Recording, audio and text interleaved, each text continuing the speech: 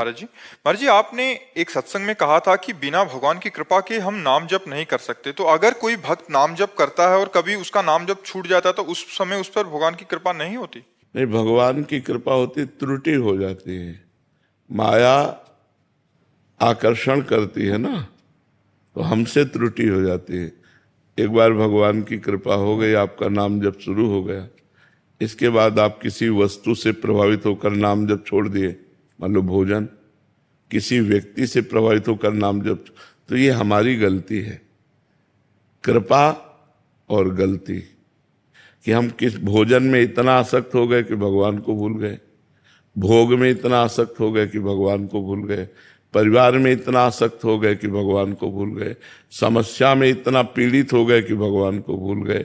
तो कई ऐसे क्षेत्र हैं जहां हम असावधान हो जाते हैं और भगवान का विस्मरण हो जाता है। इसी का नाम माया है। जो भगवान का विस्मरण करा दे वो माया, और जो भगवान की स्मृति में डुबो दे वही भक्ति।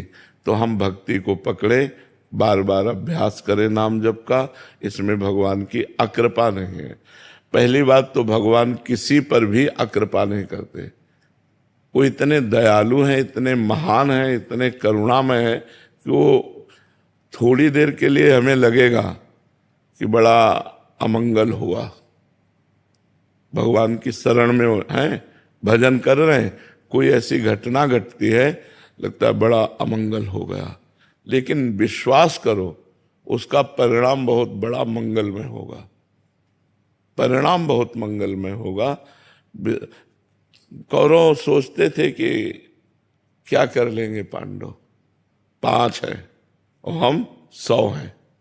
और जब महाभारत युद्ध हुआ तो कौरवों के पक्ष में 11 अक्षौणी सेना और पांडवों के पक्ष में 7 अक्षौणी सेना।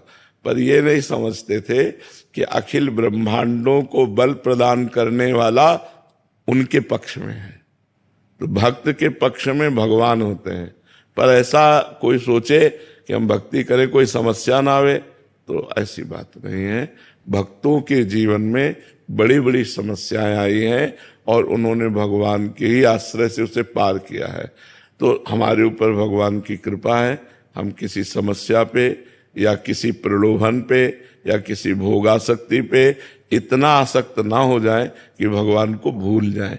ये हमारी कमजोरी है, ना कि भगवान की अकृपा।